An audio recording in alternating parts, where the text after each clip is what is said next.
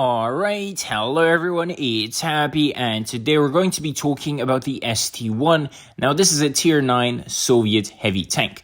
Now I like the ST-1 simply because it's almost an exact copy of an IS-4 at tier 10. At least the fully upgraded and fully XP'd version of the thing. Because if you don't have the modules and you're playing a stock ST-1, then good luck and enjoy World of Tanks Blitz.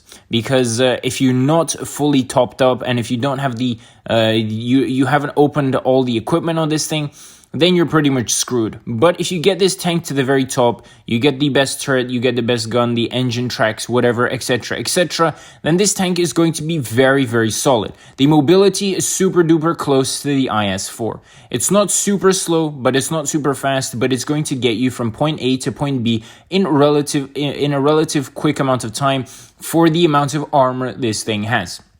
The hull is similar to the IS-4, the sides aren't as strong, and of course, it's not as trollish, but still, for tier 9, this thing is going to be extremely strong. The only weak point on this thing frontally is going to be the commander hatch on the top of the tank, and then you have the lower plate. Apart from that, this thing is very, very, very hard to pen. The turret itself is also extremely well armored, at least from the front, and it's going to be a pain in the bum to actually penetrate it.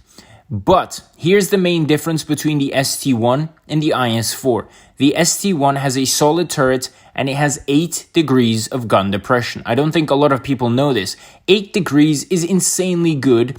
And that means you can come to a ridge and actually use your turret for once. Wow, great. This is similar to, for example, an E5, where the turret is super duper strong and you can come around onto a ridge and use it to your advantage. Not many Soviet tanks can do this. I don't think anyone can do this.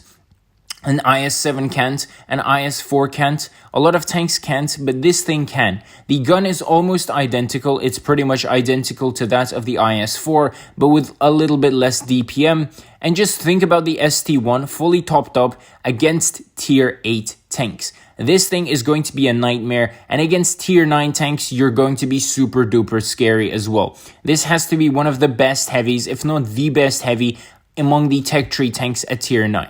Against tier 10s, this tank is going to struggle a bit because there's a lot of fast heavy tanks at tier 10, especially in regards to, you know, like the AMX-50B, the WZ-113, the IS-7, etc., etc. And so the armor on this thing isn't going to be that great, but still, you're going to be suffering half of your games, but the other half of your games, you're going to be dominating against tier 8s and 9s. So I would definitely rank this tank as an 8 out of 10, and it's a pure frontline tank to pretty much demolish anything in its way. So tell me what you guys think about this in the comment section below. And with that, Happy is out, and I'll see you guys next time. Bye-bye.